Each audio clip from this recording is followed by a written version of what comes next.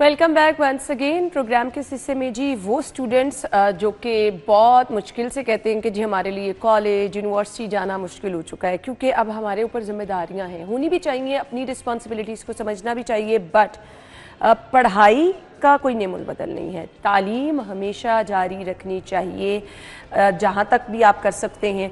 उसमें अब इशू जिन लोगों को फेस करना पड़ा था ये कि जी अच्छा जी स्कूल कॉलेज, बहुत सारे स्कूल्स कॉलेजेस यूनिवर्सिटीज़ जो हैं वो अगर आप नहीं जाते नाम स्टक ऑफ हो जाता है, बहुत सारी प्रॉब्लम्स होती हैं। फिर कुछ लोग कहते हैं जी हम फर्स्ट शिफ्ट में जा सकते हैं, सेकेंड में नहीं जा सकते, इस टाइम पर हम जॉब कर रहे हैं। अब इस तरह के स्टूडेंट्स के लिए बहुत बड़ी आसानी है अल्लामा इकबाल ओपन यूनिवर्सिटी की सूरत में। एजुकेशन का कोई नेमुल बदल नहीं है। तालीम जो आपके अंदर निखार लेकर आती है, यकीन माने आप एक प्रॉपर निखरी हुई आपकी शख्सियत होती है, और आप में जो डिफरेंस होता है वो पूरी दुनिया देखती है। आपके बातचीत करने का तरीका, उठना बैठना, बहुत ज़्यादा आपकी एक ना तरबियत निखरी हुई नज़र आती है। अब स्टूडेंट्स परेशान ना हो, आपके पास एक बहुत बड़ी अपॉर्चुनिटी मौजूद है। अगर आप दिन में जॉब कर रहे हैं, रात में जॉब कर रहे हैं, आपकी इवनिंग क्लासेस हो रही हैं, तो अब आपको परेशान होने की ज़रूरत नहीं है जी। आपके पास ज़बरदस्त अपॉर्चुनिटी है अल्लामा इकबाल ओपन यूनिवर्सिटी की सूरत में। एजुकेशन को ज़रूर कंटिन्यू रखें। अब जो लोग ख्वाहिशमंद हैं यहाँ एडमिशन लेने की, क्राइटेरिया क्या है, कौन कौन से सब्जेक्ट यहाँ पर ऑफर किए जा रहे हैं। समटाइम हमें लगता है कि आप क्लासरूम में बैठ के जो लेक्चर लेंगे उसका तो कोई नेमुल बदल नहीं है। नहीं जी, ऑनलाइन सिस्टम हो चुका है, बहुत सारी चीज़ें आप घर बैठे भी सीख सकते हैं। प्रॉपर उसी तरह से लेक्चर दिए जा रहे होते हैं। किस तरह से प्रोग्राम में हम तफसील में आपको ये भी बताएंगे। वो लोग जिनका कंसर्न है कि फ़ीसें बहुत ज़्यादा हैं, उनके लिए भी प्रोग्राम में डिस्कशन होगी जी। डॉक्टर उस्मा तारिक साहिबा, डिप्टी रीजनल डायरेक्टर अल्लामा इकबाल ओपन यूनिवर्सिटी, हमारे साथ मौजूद हैं। अस्सलाम वालेकुम। वालेकुम अस्सलाम। थैंक यू सो मच, बहुत बहुत शुक्रिया आपके टाइम के लिए। अल्लामा इकबाल ओपन यूनिवर्सिटी, जैसा कि मैंने कहा कि बहुत सारे वो स्टूडेंट्स जो कि स्कूल यूनिवर्सिटी या फिर कॉलेज नहीं जा सकते, उनके लिए किस तरह से उनको फैसिलिटेट करती है, इस पर रोशनी डाल। देखिए जी, it's been the 51st year of Allama Iqbal open university. 50 साल से ज़्यादा हो गए। दुनिया में यूके के बाद दूसरी ओपन यूनिवर्सिटी थी, और उस वक्त से तमाम उन लोगों के लिए जो किसी भी वजह से, किसी भी रुकावट से, चाहे वो जोग्राफिकल थी या बीइंग खातून हम घर से नहीं निकल सकते थे, हाउसवाइफ है, खुदा न खासा किसी माजूरी की वजह से, एग्जैक्टली जॉबियन थे आप, आपके लिए काम इम्पोर्टेंट है, तालीम कहीं आप पीछे छोड़ रहे थे, तो ओपन यूनिवर्सिटी का प्लेटफॉर्म पिछले 50 साल से ज़्यादा यानी 51वें साल में है। तो हम ये मैं 2-3 ऐसी खवातीन को भी जानती हूँ जिनकी फैमिली अलाउ नहीं करती थी, जिनके पास ये बड़ी रिस्ट्रिक्शन थी कि अच्छा जी फैमिली में नहीं, अब बच्चियों को बाहर नहीं जाने देना। तो ये तो उनके लिए बहुत बड़ी ब्लेसिंग है। अच्छा, हम बात करते हैं कि जी 50-51 साल से नहीं, आज भी हम ऐसे लोगों को जानते हैं। एग्जैक्टली, आपके पास होंगे ऐसे लोग कि जो एक सर्टेन लेवल के बाद यानी FA और मैक्सिमम BA के बाद बच्चों की ख्वाहिश के बावजूद भी तालीम कंटिन्यू नहीं कर पाते। तो इस यूनिवर्सिटी के पास एक मैंडेट बहुत अच्छा है जो पाकिस्तान में किसी और यूनिवर्सिटी के पास नहीं है। हम मैट्रिक से लेके तो PhD तक तमाम जो है डिस्टेंस लर्निंग की अपॉर्चुनिटीज़ ऑफर कर रहे हैं, and that's open for everybody, open for all. और एक बात, any as restriction, gender restriction? ऐसा कुछ भी नहीं। हमें मिनिमम एक 13 इयर्स का बच्चा जो समझदार हो जाता है, वहाँ से लेके तो 100 साल का बच्चा भी है तो हम बस पढ़ सकता है। there is no such age, restriction कोई भी नहीं है। और आप खातून हैं, आप इवन जो आपकी मार्जिनलाइज्ड कम्युनिटी से हैं, आप इवन प्रिजनर हैं, you are in the jail but you have the right of education, आप अपनी तालीम कंटिन्यू कर सकते हैं। मिसालें आपके पास मौजूद हैं? हमारे पास लाहौर में अगर आप देखें तो कोट लखपत में हमारे बाकायदा कैदी जो हैं वो स्टूडेंट हैं। उसके अलावा हमारा उनकी आसानी के लिए एग्ज़ाम सेंटर हम कोट लखपत में बना रहे हैं। और तमाम पाकिस्तान में हमारे जितने भी रीजनल ऑफिसेज हैं 54+ सब जगह पर, जो मैं एक बात कह रही हूँ generic, that's applicable for all regional centres of Pakistan. Great. तो ओपन यूनिवर्सिटी ये सारी अपॉर्चुनिटीज़ दे रही है, किसी किस्म की कोई बाउंड्री नहीं है। इवन डिसेबिलिटीज़ के साथ जो हमारे स्पेशली एबल्ड बच्चे हैं, तो university provides them this platform, और साथ उनको इनकरेज करने के लिए बहुत सारी और ऐसी फाइनेंशियल असिस्टेंस भी ऑफर करती है कि आपको रुकना नहीं है, आप आगे बढ़ते जाइए, यूनिवर्सिटी आपके साथ। वी रियली अप्रिशिएट, यानी वो लोग जो कि अफोर्ड नहीं कर सकते हैं या जिनके पास प्रॉब्लम है, फीस पूरी नहीं दे सकते, तो उनके लिए भी अपॉर्चुनिटीज़ हैं। ज़बरदस्त, ये तो बहुत अच्छा एग्जाम है। आपके क्या कैंपसेस ऑल ओवर पाकिस्तान मौजूद हैं जहाँ कहीं पे भी कोई एडमिशन लेना चाह रहा है? एडमिशन का क्राइटेरिया क्या है? वो भी घर बैठे ही हो जाता है? जी, अभी देखिए हमारा main campus is in Islamabad.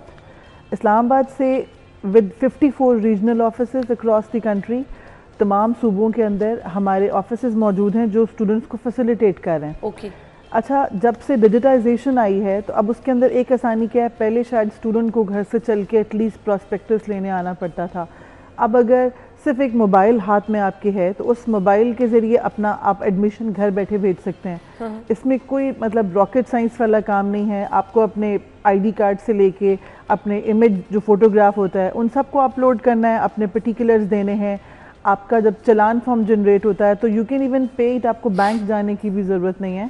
University ने अब आपको तमाम फैसिलिटीज़ जो है वो आपके आपके हाथ तक हाँ, पहुंचा एक दफ़ा दिया है। यूनिवर्सिटी आ गए तो आपको तमाम वहाँ पे यूनिवर्सिटी में भी आने की ज़रूरत नहीं है। आप अगर आपके मोबाइल को आपका इस्तेमाल सही आता है तो आप यहाँ पे एडमिशन के स्टार्ट से लेके एडमिशन ख़त्म करने तक, उसके बाद अपने पढ़ाई के तमाम मामला भी आपके मोबाइल पर कंटिन्यू हो जाते हैं। चलिए जी, ज़बरदस्त। कौन कौन से कोर्सेज ऑफर किए जाते हैं? जी, मैट्रिक से लेके पीएचडी तक। Since we are a distance learning institute, तो हमारी जो पहली जो हमारी ऑफरिंग्स हैं मेनली हम उन स्टूडेंट्स के साथ डील कर रहे हैं जो घर बैठ के इसको पढ़ सकते हैं। स्पेशली साइंस सब्जेक्ट्स जो है वो डिस्टेंस लर्निंग के मैंडेट में नहीं आते, but yes to an extent हमारा जो मेन कैंपस है इस्लामाबाद में, हम वहाँ पर फेस टू फेस भी ऑफ़र कर रहे हैं। साइंस सब्जेक्ट्स भी ऑफर्ड हैं। लाइक जैसे आप कंप्यूटर साइंस की बात करें तो कंप्यूटर साइंस जो है वो रीजनल कैंपस इवन लाहौर से मैं बिलोंग करती हूँ, तो यहाँ पर भी एक चूँकि फेस टू फेस रिक्वायरमेंट है तो वो हम कर रहे हैं। वैसे ओपन यूनिवर्सिटी मैट्रिक से लेके एफए के बाद फिर आपका बीए प्रोग्राम, बीए भी रीनेम होके इसको हमने एसोसिएट डिग्री कह दिया, एसोसिएट डिग्रीज। उसके बाद बीएस में तमाम वो प्रोग्राम्स जो डिस्टेंस लर्निंग में किए जा सकते हैं, university almost offers them all. Like Islam languages हो गई, आपके सोशल साइंसेस के सब्जेक्ट्स हो गए, मैथ्स कम्युनिकेशन हो गया। सो स्टूडेंट्स कैसे क्लासेस लेते हैं, क्या क्राइटेरिया उसका होता है? Well, once you have taken admission, आप अगर मैट्रिक एफए बीए तक हैं तो आपको क्लासेस जो हैं वो ट्यूटोरियल फॉर्म में होते हैं।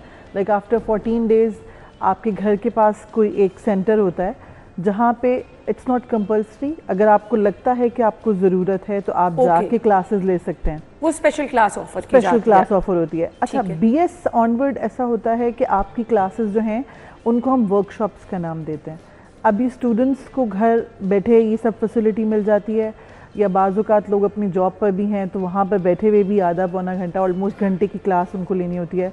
वो वर्कशॉप्स भी अब यूनिवर्सिटी ने मज़ीद आसान किया। पहले आपको in the real time join करना होता था, अब वो तमाम लेक्चर्स मौजूद होते हैं उनके पोर्टल पे। लेट्स सपोज अगर किसी की क्लास जो है वो मिस हो गई है, जैसे अब मैं जॉब कर रही हूँ, मुझे तो अब ये 2 घंटे तो कोई मेरे पास ऑप्शन नहीं है, मैं लाइव शो कर रही हूँ, सो किस तरह से वो स्टूडेंट्स फिर उनको किस तरह से आपके पोर्टल पे पड़ी होगी, आप उसको देख सकते हैं। आपको सिर्फ एक काम करना होता है कि देखिए, जब आप रेगुलर एक जो हमारा फॉर्मल सेटअप है उसमें पढ़ते हैं तो हम कुछ नंबर्स कहते हैं जी सेशनल मार्क्स की सूरत में मिल रहे हैं। अगर आप रेगुलर पढ़ रहे होते हैं तो जी कुछ टीचर्स भी आपको नंबर दे सकते हैं। तो यूनिवर्सिटी का स्टूडेंट सिर्फ असाइनमेंट और एग्ज़ाम से हटकर उनके लिए आसानी की गई कि असाइनमेंट के मार्क्स हैं जो आपने लिखनी है, आपने वर्कशॉप अटेंड करनी है, प्लस आपको एक क्विज़ दिया जाता है उस पर्टिकुलर एक हफ्ते में जो आपको एक कोर्स की वर्कशॉप करनी है। आपने अगर नहीं भी पढ़ा तो आपने वो क्विज़ अटेम्प्ट करना है and you have 72 hours for that quiz. तो वो करना 1 गो में होता है, 45 मिनट्स आपको लॉग इन होना है और उसको करना है। एक अटेम्प्ट करें, 2 करें, 3 करें, आपने उस 45 मिनट में उसमें जिसमें हाईएस्ट अटेम्प्ट नंबर आ गया आपको वो इस्तेमाल आपका नंबर हो जाएंगे। तो आप उसको घर बैठे हुए, कोई टाइम लिमिट नहीं है, आपने उस एक हफ्ते में कभी भी वो मुकम्मल कर लेना होता है। एमफिल और पीएचडी के स्टूडेंट्स को किस तरह से जी, MPhil PhD actually as per requirement of HEC हमारी कुछ रिक्वायरमेंट ये होती है कि फेस टू फेस होना होता है। वो भी जब से डिजिटल हो गया है तो डिजिटाइजेशन में हमारी जो क्लासेस हैं वो ऑनलाइन हो जाती हैं। वेयर एवर यू आर आप ऑनलाइन क्लास ले सकते हैं, बट येस जब उसके जैसे मिड्स और फाइनल्स के लिए वो इस्लामाबाद आपको जाना पड़ता है, वहाँ रह के आप। अच्छा, ये बिल्कुल जरूरी है जो स्टूडेंट जी मिड्स और फाइनल्स आपके जो हैं वो इस्लामाबाद में ही जी जी, वो ठीक वहीं है। पे रही हूँ। सो एमफिल और पीएचडी में स्टूडेंट्स की किस तरह से ज़्यादा तादाद होती है? अच्छा देखिए, it depends on the number of seats actually. अच्छा, ठीक है, अप्लाई तो पूरे पाकिस्तान से लोग कर रहे होते हैं, फिर हमारा तरीकाकार वही है कि हमारा एक डिपार्टमेंटल टेस्ट होता है और टेस्ट में जो क्लियर कर लेते हैं फिर उनको एक इंटरव्यू से गुजरना होता है। उसमें से फिर डिपेंड करता है कि सीट्स पे कितनी है, 15 to 20 सीट्स, तो वो इतना पूरे पाकिस्तान से इतने लोग सेलेक्ट हो जाते हैं। ठीक हो गया। सो मुझे ये बता दीजिए, अगर स्टूडेंट्स को कोई प्रॉब्लम आ रही है, स्टूडेंट अपने टीचर से इंटरेक्शन करना चाह रहा है, सो उसके लिए कोई स्पेशल क्लास ऑफर की जाती है? इंटरेक्शन से मतलब हमारे जो टीचर्स हैं they are called tutors actually. तो जो ट्यूटर होता है, एक तो वो आपको वर्कशॉप में आपको हेल्प कर रहा है, उसके बाद आपका हमारा mainly direct interaction with the tutor नहीं होता। अगर आप एमफिल पीएचडी के हैं तो डेफिनेटली आपका जो सुपरवाइज़र होता है वो आपको प्रोजेक्ट्स में हेल्प कर देता है, मगर टीचर से आपका नंबर मौजूद होता है, टीचर से आप बात करके टाइम लेके तो आप उनसे बात कर सकते हैं। कभी कोई ऐसा प्लान किया जाता है कि स्टूडेंट्स का गेट टुगेदर किया जाए, कुछ ऐसी एक्टिविटीज़ की जाएं जिन स्टूडेंट्स को, क्योंकि सम टाइम तो एक वो बाउंडिंग भी होती है ना स्टूडेंट टीचर की, अगर वो ही ना हो तो वो तो बिल्कुल ही वो होता है कि अच्छा देखिए, ये बड़ा अच्छा सवाल है। हमारे स्टूडेंट्स का जो डिस्टेंस लर्निंग के बच्चे हैं ना, ये चीज़ डेफिनेटली मिसिंग होती है। वो मिस होता है तो यूनिवर्सिटी मुख्तलिफ अपॉर्चुनिटीज़ देती है। जैसे हम आपको लाहौर में बताएं तो हम कोशिश करते हैं कि हम मुख्तलिफ, जैसे 14 अगस्त पे, इंडिपेंडेंस डे पे, 23 मार्च, अभी रिसेंटली जो इकबाल की हमने उनकी बर्थ एनिवर्सरी पे हमारी सेलिब्रेशंस हो रही होती हैं, तो हम उसको ओपन पब्लिसाइज भी करते हैं। एवरीबडी इज़ ओपन वेलकम कि आप आइए और आके उसको अटेंड कीजिए। अच्छा, उसके बाद एक और चीज़ ये होती है कि जैसे रेगुलर मोड में हम अपनी एजुकेशनल अचीवमेंट्स को सेलिब्रेट करते हैं कॉन्वोकेशंस के थ्रू, तो ओपन यूनिवर्सिटी के बच्चों के लिए भी कॉन्वोकेशन का ऑप्शन मौजूद है, जिसमें बच्चे, जैसे Lahore is the main hub, provincial hub है। हम पूरे पंजाब से जो बच्चे हैं हमारे, दे आर स्कैटर्ड, हम उनको सिटी टू सिटी नहीं कर सकते। तो एक पर्टिकुलरली जैसे हमारे पास 2 साल के जो पास आउट्स हैं उनका अभी इंशाल्लाह दिसंबर 7 को होने जा रहा है, तो ये एक अपॉर्चुनिटी होगी उनके लिए कि वो आएँ, इकट्ठे बैठें और आपस में इंटरेक्शन करें। उसके अलावा हमारा एलुमनाई भी एक नेटवर्क स्ट्रॉन्ग है, तो उसके ज़रिए भी स्टूडेंट्स आपस में इंटरेक्ट कर सकते हैं। फीस स्ट्रक्चर का क्या डिफरेंस होता है बाकी यूनिवर्सिटी कॉलेजेस से? ऐसा तो नहीं कि क्योंकि आप एक अच्छी फैसिलिटी दे रहे हैं तो फीस ज़्यादा ली जाती है? अच्छा, गवर्नमेंट सेटअप है, फेडरल गवर्नमेंट एंटिटी है ये, तो फीस स्ट्रक्चर ज़्यादा हो नहीं सकता। मैट्रिक टू पीएचडी हमारा कंपेटिटिव फीस स्ट्रक्चर है। हम अगर ये बात करते हैं कि बाकी यूनिवर्सिटीज़ से कंपेयर करें, तो जो एक गवर्नमेंट यूनिवर्सिटी जिस तरह से ऑफ़र कर रही है, हमारा ऑलमोस्ट उसी तरह का है। और उसमें कोई ऐसा प्रोग्राम नहीं है कि जिसके अंदर हम एक्सेप्शनली बहुत हाई चले जाएं। चलें, ये तो अच्छी बात है जी। अच्छा, वो लोग जो कि अफोर्ड नहीं कर सकते हैं, उनके लिए क्या कोई स्पेशल कोटा रखा होता है? अच्छा जी, ऐसा है कि ओपन यूनिवर्सिटी आपको once you are in with the university, तो आपके पास मुख्तलिफ ऑप्शंस होते हैं। अगर आपको ज़रूरत है फाइनेंशियल असिस्टेंस की, तो एक हमारी जनरल असिस्टेंस होती है जिसके अंदर आप एक कमेटी के सामने पेश होके, तो आपको एक 35% ऑफ हम कर देते हैं। अच्छा, मज़े की चीज़ ये है कि मैट्रिक एफए और एसोसिएट डिग्री वालों को हम ये एक्सपेक्ट करते हैं कि ये छोटे बच्चे हैं, ये सेल्फ अर्निंग नहीं कर रहे, तो इनके लिए यूनिवर्सिटी ने पूरा फुल फी वेवर रखा है सेमेस्टर टू सेमेस्टर। ग्रेट, ठीक है। अच्छा, जब बच्चे आप बीएस लेवल पर चले जाते हैं तो वी एक्सपेक्ट कि आप डिस्टेंस लर्निंग के स्टूडेंट हैं, तो कुछ ना कुछ तो आप कर रहे हैं, करना चाहिए। तो जब आप कुछ ना कुछ कर रहे हैं तो कहीं ना कहीं आप अगर 100 में से 35 रुपए हम देते हैं तो कुछ आप भी डालिए। अच्छा, उसके अलावा जो बच्चे बहुत अच्छा मेरिट मेंटेन कर सकते हैं, 80-85% वाले, so we just refund their fee because वो मेरिट स्कॉलरशिप में आते हैं और मेरिट स्कॉलरशिप पे उनकी फीसें माफ़ हो जाती हैं। अच्छा, इसमें मजीद मैं ऐड कर दूं, आपका जो स्पेशल डिसेबिलिटी वाले लोग हैं, ब्लाइंड्स के लिए कोई फीस नहीं है। अच्छा, इवन आपके प्रिजनर्स के लिए कोई फीस नहीं है, ट्रांसजेंडर्स के लिए कोई फीस नहीं है। आप सिर्फ पढ़ने की ख्वाहिश रखिए, यूनिवर्सिटी आपको असिस्ट करेगी। जबरदस्त, वी रियली अप्रिशिएट के, तो बड़ी अच्छी अप्रोच है जी आपकी। मैसेज क्या होगा देखने वालों के लिए?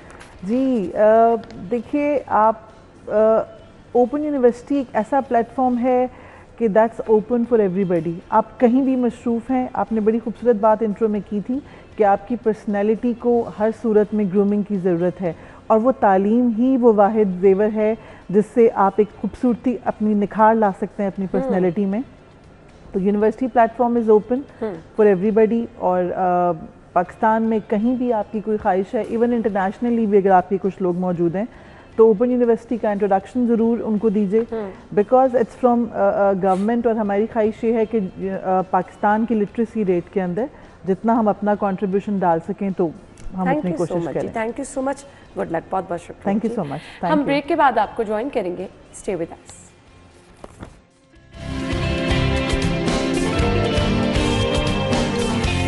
Welcome back once again.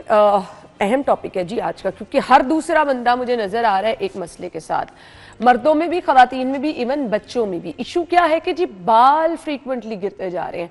अब हमारे केस में तो ये होता है कि मुझे ये लगता है कि काफ़ी अरसे से बालों को ब्लो ड्राई होना, आयरन होना, कलर कराना, एक रीज़न तो ये हो गई ना, इसको थोड़ा सा साइड पे रख दें। बट अब बच्चों में हेयर फॉल इतना ज़्यादा हो रहा है, इवन बच्चों में भी, बच्चियों में भी, और ख़ास तौर पर हम देख रहे हैं वो जो गंजपन वाला है ना, कि आपका प्रॉपर ये स्कैल्प आपको खाली होता नज़र आ रहा है, बहुत ज़्यादा परेशानी है जी। अब इसकी वजूहात क्या हैं? क्या इसको दिमाग की खुश्की कहा जाता है, इस वजह से है? बच्चों के छोटी एज में ग्रे हेयर आ रहे हैं, उसकी वजह क्या है?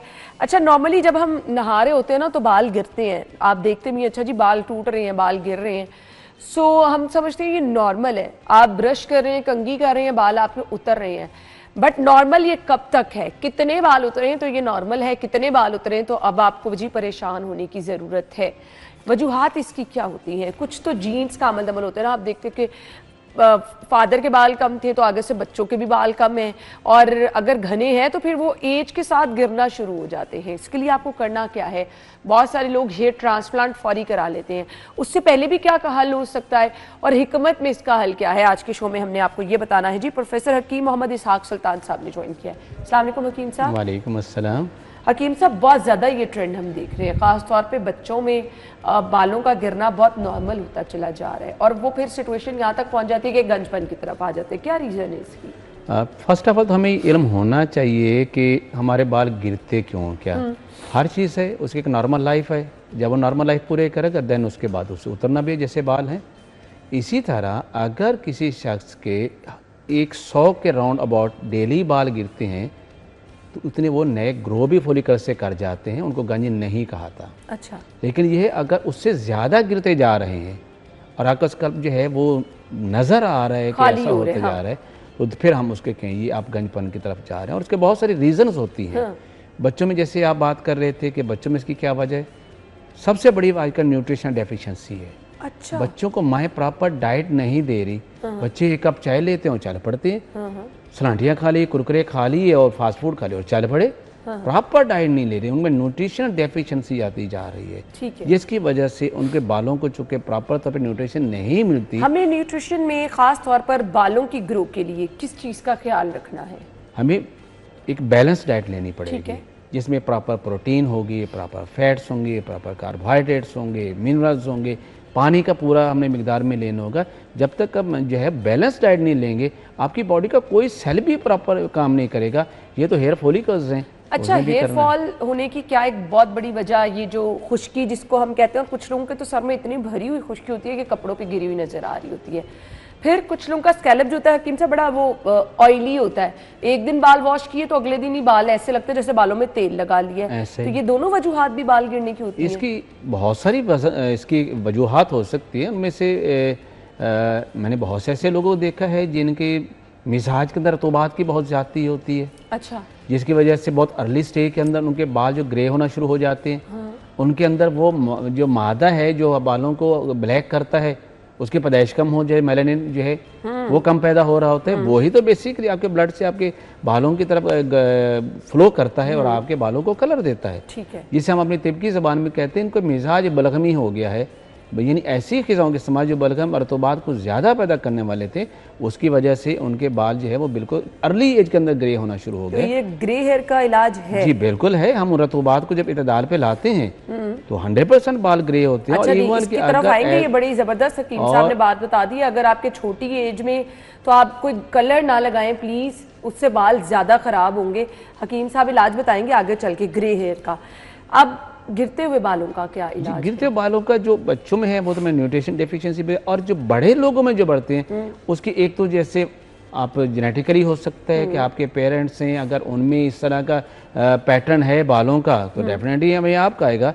लेकिन एक सबसे बड़ी वजह इस टाइम जो बन रही है ना वो हार्मोनल है, जिसे एंड्रोजेनिक हार्मोन या DHT हार्मोन हम कहते हैं। एक नॉर्मल लेवल वो सिर्फ बॉडी में होता है ताकि बालों की एक अपनी नॉर्मल लाइफ गुजरे, देन उसके बाद बाल वो उतर जाएं, वो DHT ने उतार देना है। लेकिन अगर किसी का ये लेवल जरूर से ज़्यादा हो जाए तो बाल जैसे अपने ग्रोइंग फेज में जा रहे होते हैं वो गिरना शुरू हो जाते हैं और आपके बेबी हेयर नजर आना शुरू हो जाते हैं, आपके बाल घंजेपन की तरफ जा रहे होते हैं, तो फिर उसके मुताबिक उसका भी इलाज करना होता है। इसके अलावा बहुत से जैसे कि कोई गम आ गया, कोई फिक्र आ गई, कोई टेंशन आ गई, बाल गिरना शुरू हो गए। अच्छा, स्टूडेंट्स जो बहुत ज़्यादा पढ़ाई करते हैं हकीम साहब, उनके भी बाल बहुत गिरना, उसकी वजह ही उनके एग्जाम की टेंशन उनको बहुत ज़्यादा होती है। अच्छा। कोई खौफ होता है मैं फेल ना हो जाऊं, मुझे ये ना हो जाए, मेरे ये पता, तो वो खौफ जो है ये नींद पूरी नहीं हो रही उस वजह से हो गया। अच्छा, बहुत से जैसे मैं बताया न्यूट्रिशन डेफिशिएंसी है, बैलेंस डाइट नहीं ले रहे। इस तरह ख्वातीन के अंदर जैसे PCOS आ जाए, PCOD आ जाते हैं, उनके सर के बाल बहुत गिरना शुरू हो जाते हैं। इवन कुछ खवातीन तो प्रेगनेंसी के दौरान भी कहती है कि बाल बहुत ज़्यादा गिरना शुरू। ज़ाहिर है कि उनको जितनी न्यूट्रिशन चाहिए जो बच्चे के भी चाहिए वो भी पूरी नहीं मिल रही, तो उनका अपनी सेहत का क्या होगा। या जब बच्चों को फीड करवा रहे हो तो तब उनके बाल बहुत गिरना शुरू हो जाते हैं। तो जैसे वो अपनी ग़िज़ा का पूरी तरह ख्याल नहीं रखते, वो न्यूट्रिशन डेफिशिएंसी है, जैसे ही वो फीड करवाना बंद करते हैं, अपने न्यूट्रिशन को बेहतर करते हैं, तो उनके बाल दोबारा रीग्रो कर जाते हैं, वो हेल्दी हो जाते हैं। अब एक चीज़ ये है कि सबके बाल गिरने की रीज़न एक नहीं हो सकती। नहीं, बिल्कुल नहीं हो सकती। वो तो आपको पर्सन टू पर्सन देखना है, स्कैल्प को भी देखना है कि डैंड्रफ है, स्कैल्प इनका ऑयली है और क्या वजूहात क्या हैं, तो फिर उसके अकॉर्डिंग उसका इलाज। और तीनों का ही डिफरेंट इलाज होता है हमारे यहाँ। जैसे हमारे रतुआत की ज़्यादती से होगा तो उसका डिफरेंट होगा, खुश्की की ज़्यादती से होगा तो उसका ट्रीटमेंट डिफरेंट हो जाएगा। अगर ऑयली है और आपकी ग्लैंड्स एक्स्ट्रा ऑयल देना शुरू कर दिए तो फिर आप उससे इलाज डिफरेंट तरीके से करेंगे। ठीक हो गया। हकीम साहब, ये मुसलसल अब बाल जो लोग हर रोज़ वॉश कर रहे होते हैं, क्या ये भी एक बड़ी वजह होती है? हम किसी शैम्पू कंडीशनर किसी का नाम नहीं लेंगे, बट एक हैबिट होती है ना, लोगों को लगता है हर रोज़ ही बाल धोने चाहिए। ये भी एक रीज़न होती है कि बाल उस वजह से भी ज़्यादा गिरना शुरू हो जाते हैं। मेरे ख्याल में उनको केमिकल्स से बचना चाहिए। नेचर तरीके से अगर वो करते हैं, वॉश करते हैं, तो जितने भी सर के अंदर पूरे दिन के अंदर अगर उनको कुछ ऐसा पोल्यूशन है उसको वॉश कर देना चाहिए। लेकिन केमिकल्स का ज़्यादा इस्तेमाल बालों को डैमेज करता है, उसके कलर को डैमेज करता है, इवन कि उसकी ग्रोथ को डैमेज कर देता है। और बाल क्या होते हैं, सबसे पहले तो आपके बाल बारीक होना शुरू हो जाते हैं, बिल्कुल बारीक होते हैं, देन उसके बाद वो गिरना शुरू हो जाते हैं। अच्छा, ड्यूरिंग प्रेगनेंसी क्या कुछ ऐसी हमारी न्यूट्रिशन या डाइट में कोई ऐसी चीज़ हो सकती है कि जो बच्चा पैदा हो उसके बाल बड़े अच्छे हो? बिल्कुल, अगर माँ की हेल्दी है और वो ज़ाहिर है कि उसका बच्चा भी वैसे ही तो हेल्दी होगा। अगर माँ ही कमज़ोर है तो बच्चों को कहाँ से न्यूट्रिएंट्स आएंगे, वो माँ के ब्लड से तो आने। बिल्कुल सही कहा आपने। चलें जी, वो भी हम आपको बताएंगे। ब्रेक की तरफ जाना है। बच्चों की डाइट में क्या चीज़ होनी चाहिए, गंजपन का इलाज हिकमत में क्या है, आपको क्या क्या करना है, हम ब्रेक के बाद आएंगे जिस पे बात करेंगे। स्टे विद अस।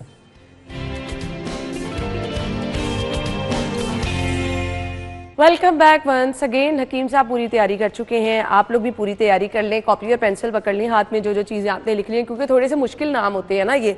अभी मैं हकीम साहब से पूछ रही थी कि मैं दालचीनी का पानी पी रही हूँ तो उससे मेरा वेट कम हो जाएगा, तो हकीम साहब कुछ समझा।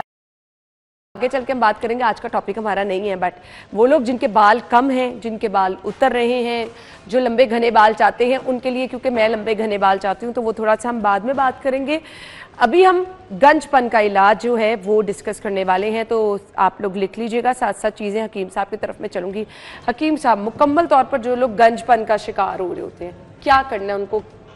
कोई ऑयल अभी बताएंगे पहले हमें? जी, एक तो ये इसमें हमारे पास दो रेमडीज़ हैं। एक तो ऐसी है जो आपको पानी, यानी उसका हर्बल्स, ऐसे हर्ब्स हैं जिनको रात को पानी में भिगो दिया जाता है और सुबह जो है आप उसको पानी को पी लेते हैं, यानी उसके असरात सारे पानी में आ चुके हैं। और क्या है उससे? और उसमें कमाल ये है कि आपके बाल गिरना 100% ठीक हो जाते हैं। मैं भी ले सकती हूँ? बिल्कुल ले सकते हैं। और अगर कोई शख्स उसको 60 साल की उम्र तक भी डेली वो लेता है, उसका नुकसान कोई नहीं है, और 60 साल की उम्र तक ना तो बाल गिरेंगे ना बाल सफेद होंगे। जबरदस्त। अच्छा, ऐसा नेचुरल किस्म का आपको पानी का ग्लास, इसमें क्या डालना है? उसमें मैं आपको बताता हूँ जी। आपने सबसे पहले खाने के लिए जो लेना है वो ये 3 चीज़ें हैं जो आप लेंगे, और इसमें है पहली चीज़ जो है वो है हरड़। ठीक है, आप ये लेंगे इसका छिलका, दूसरे नंबर पर है बहेड़ा, इसका छिलका, और तीसरे नंबर पर आंवला, इसका छिलका। इन तीनों को अलग अलग ग्राइंड करके आप मिक्स कर लीजिएगा, यानी पाउडर बनाना है। पाउडर, और वो पाउडर आपको इस शक्ल में मिलेगा आपको। ठीक हो गया, ठीक है। इस शक्ल में आपको ये, जिसे हम तिब्बती ज़बान में इसको त्रिफला कहते हैं। ठीक है, करना ये है कि आपने रात को एक गिलास पानी है, उसके अंदर आपने इसका 1 टीस्पून, यानी आपने फौरन नहीं पी सकते रात? नहीं, आप इसको रात को इसमें इस तरह भगो देंगे। ले जी, ये आपने एक चम्मच डाल दिया, मिक्स कर लें। जी, इसको मिक्स कर लेंगे अच्छी तरह, और अगर गर्म पानी में करेंगे तो ये ज़्यादा बेहतर होगा। अच्छा, आपने इसको रख दिया, ठीक है, और सुबह आपने इसको फिल्टर कर लेना है और पानी पी लेना है, यानी स्ट्रेन कर लें आप। ठीक हो गया। और ये डेली आपने लेना है। इससे सर का जो डैंड्रफ है वो ठीक हो जाएगा, सर जो बाल गिरते हैं वो क्लियर हो जाएंगे। हकीम साहब, ओवरनाइट रखना बहुत जरूरी है। ओवरनाइट रखना, ताकि इसके पूरे अल्कलाइड जो है वो पानी के अंदर हल हो जाए। ठीक है, रात को आप इसको अपने रूम टेम्परेचर पे ऐसे ढांप के रख दें और सुबह उठ के इसको पी लें, स्ट्रेन करके थ्रू आउट लें। ठीक है, इससे ये होगा कि आपके जो वक्त से पहले बाल ग्रे हो गए थे वो ठीक हो जाएंगे। हकीम साहब, कोई ये तो नहीं ब्लड प्रेशर के मरीजों का हाई ब्लड प्रेशर हो जाए, कोई गरम है, नमक नहीं है इसमें, कोई ज्यादा ऐसी, वो गरम कहते हैं ना, कोई ये वाला हरड़ बेड़ा आंवला एक ऐसी चीज है जिसका कोई साइड इफेक्ट नहीं मिलता। ठीक है, हरड़, बेड़ा और आंवला, ये तीन चीजें ग्राइंड कर लेना है, त्रिफला कहते हैं, और इस तरह के पाउडर बन जाएगा। इसको आपको कितनी क्वांटिटी में बना के रखना है? 1 महीने के लिए बना के रखें, खराब तो नहीं होता? खराब होगा बिल्कुल नहीं होगा। ठीक हो गया। ये इस पाउडर फॉर्म में बना के आपने रात को पानी में डाल के रख लेना है जी, और इस तरह 1 चम्मच, एक चम्मच रखेंगे आप, और उसको फिर आप सुबह उठ के निहार मुंह पीना। निहार मुंह आप इसको स्टेन करेंगे, ठीक हो गया, निखार के पी लें, और जो नीचे मेडिसिन बैठी है उसको रहने देना है। ठीक हो गया, ठीक हो गया। हकीम साहब, इसके अलावा अब इसके अलावा हमने इसके लोकल एप्लीकेशन के एक ऑयल बनाते हैं जो मैं 25 साल से बना रहा हूँ, और अल्हम्दुलिल्लाह उससे बालों का कोई भी प्रॉब्लम, बाल बारीक हो रहे हो, बालों का 2 मुंह हो रहे हो, बाल खुश्क हो रहे हो, बाल टूट रहे हो, गंजपन आ रहा हो, उससे अल्हम्दुलिल्लाह 100% मेरा मसला तो मेरा हल होने वाला है। मेरे बाल ये देखिए ना बहुत टूट रहे हैं, और बड़े नेचुरल किस्म की ये रेमेडी है।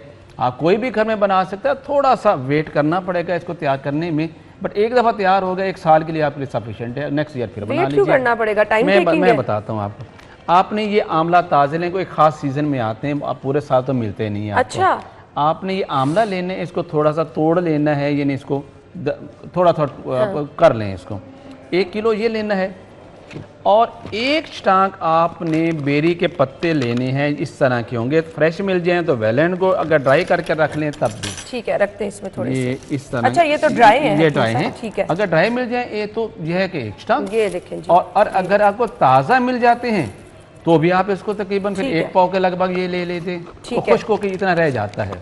ये जी आपके पास है। और तीसरी चीज़ आपने इसमें जो डालनी है वो डालने हैं रेठे, आंवला रीठा जो ये रेठा, ये आपने, और ये कितनी लेनी क्वांटिटी? ये 1 पाव के लगभग आप 1 पाव ले लेने, ठीक है। इन सब चीज़ों को कूट के मोटा मोटा आपने किसी प्लास्टिक के बर्तन में डाल देना है, और उसमें इतना पानी डालना है कि 2 उंगल उसके ऊपर आ जाए, ठीक है।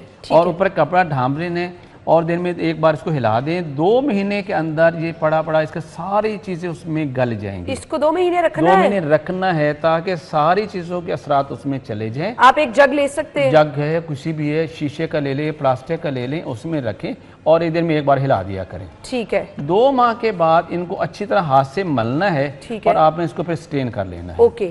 उसके बाद इसके अंदर 1 स्टांक आपने ये 5 ऑयल मिलाने हैं। एक तो फर्स्ट नारियल का तेल, ये 50 ml, दूसरा आपने देना है तारा मीरा का तेल, 50 ml, तीसरा आपने देना है सरसों का तेल 50 ml, फिर इसमें लेना है कस्ट्रॉयल 50 ml, और लास्ट पे है ये तारपीन का तेल 50 ml। ये 5 ऑयल आप इसमें डालेंगे, और लो फ्लेम के ऊपर आपने इसको पकाना है कि इसका सारा पानी वेपोरेट हो जाए और सिर्फ आपके पास ऑयल बच जाए। ठीक हो गया। ये ऑयल हफ्ते में 2 बार सिर्फ बालों की जड़ों में लगाएं। पानी ड्राई हो जाएगा, आपके पास ऑयल बच जाएगा। ऑयल की मिकदार बहुत कम तो नहीं हो जाती है? नहीं, इतने ऑलमोस्ट आपके पास तकरीबन 250 ml बच जाएगा जी। ठीक हो गया। और वो है, अगर आप ज्यादा बनाना चाहिए इस रेशो से ज्यादा बना लीजिए। घर में 2-3 लोग भी तो इकट्ठे लगा लें तो आप इसको ज्यादा बना लें। ठीक हो गया। और इसको बालों की रूट्स के ऊपर लगाना है, बालों में नहीं लगाना। जिस तरह हम बाकी ऑयल इस तरह बालों में नहीं लगाएंगे, आपने रूट्स पे लगाना है। ठीक हो गया। आप देखेंगे 2 से 3 दफा लगाने से बाल गिरना 100% बंद हो जाते हैं। ठीक हो गया। और आपके बाल हेल्दी होते हैं। मैंने बालों से रिलेटेड जितने भी प्रॉब्लम बताए हैं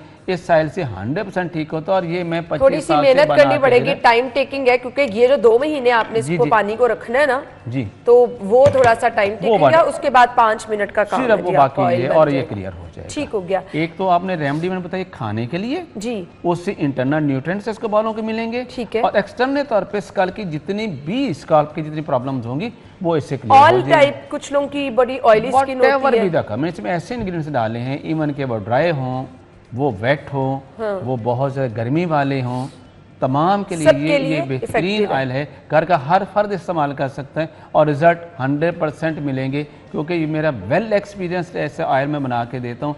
किसी तरह के केमिकल जिसके अंदर नहीं है, टोटल नेचुरल किस्म के हर्ब्स हैं और ये बालों के लिए स्पेसिफिक है। ठीक हो गया। हकीम साहब, अब ग्रे हेयर के लिए बता दें क्या करना है, जिनके बाल वक्त से पहले ही, अभी तो हम देख रहे हैं 13-14 साल के बच्चे हैं, बाल ग्रे आना शुरू हो गए हैं। मैंने आपको बताया भी, लास्ट में बताया कि बेसिकली वो बलगमी मिजाज के लोग होते हैं। वो लोग जिनको बहुत ज़्यादा केरे की शिकायत रहती है, जिनको बहुत ज़्यादा नज़ला ज़ुकाम की शिकायत रहती है, तो ऐसे लोगों के बाल अपनी उम्र से पहले ही ग्रे हो जाते हैं। यानी अभी उम्र उनके 7-8 साल से, 10 साल से, 15 साल से भी उनके बाल ग्रे होना शुरू हो गए। तो उसके लिए ये मैंने जो त्रिफला एक बताया, हरड़, भेड़ा, आंवला, ठीक है, अगर ये रात को जैसे मतलब अगर बच्चे हैं तो आधी चम्मच, जी बच्चे हैं तो आधी चम्मच, ठीक है, बड़े हैं तो पूरी चम्मच, ठीक है, इसको रात को पानी में भिगोएं और सुबह पी लें। आप देखेंगे 1 माह के अंदर ही बाल जो है वो ग्रे से नेचुरल कलर की तरफ जाना शुरू हो गए। और अगर थारोली इसका लगातार इस्तेमाल करते हैं तो बाल हमेशा हमेशा के लिए ही ब्लैक हो जाते हैं। और वो जो लोग रेगुलर इसे इस्तेमाल करते हैं 60-70 साल तक उनके किसी का बाल सफेद नहीं होता। ले जी, ये है जी त्रिफला, जिसको आपने हरड़, भेड़ा, आंवला, हरड़, भेड़ा, आंवला 3 चीजें हैं। इनका पाउडर आपने कर लेना है। ये ताजे स्पेसिफिक सीजन में मिलते हैं। हाँ, अगर वैसे आम दिनों में अंदर ये खुश्क मिल जाते हैं, खुश्क मिल जाते हैं। ये जी, ये है इन तीनों चीजों का पाउडर और ये पत्ते हैं बेरी के। ये हकीम साहब कह रहे हैं ड्राई मिल जाए तब भी ठीक है, ताजे मिल जाए तब भी ठीक है। इन तीनों चीजों को जब आप पाउडर फॉर्म में लेके आएंगे तो ये हो जाएगी और आपके ग्रे हेयर जो है वो ब्लैक बाल होना शुरू हो जाएंगे। करना आपने क्या है, 1 चम्मच ये हमने पानी में भिगो दिया जी और इसको रात को ओवरनाइट रखते ढांप के, सुबह उठ के निहार मुंह ये पी लें। टेस्ट अगर कुछ लोगों को पसंद नहीं आता तो थोड़ा सा उसके अंदर चाहें तो आप शहद डाल लें, चाहें तो आप उसका थोड़ा सा नमक डाल लें। तो ये आपको दिखा दी, ये है आंवला, ड्राई फॉर्म में मिलेगा। अच्छा जी, इसी के ड्राई फॉर्म में, इसी के ड्राई फॉर्म में ये आंवला मिलेगा। अपन सारी दोनों में यूज कर सकते हैं, दोनों, चूंकि ये पूरा सीजन मिलता नहीं है ना, इसलिए फिर मजबूरी हो जाती है। ठीक हो गया। किस सीजन में ये मिल सकता है? ये अभी जो सीजन चल रहा है इसमें मिल जाता है।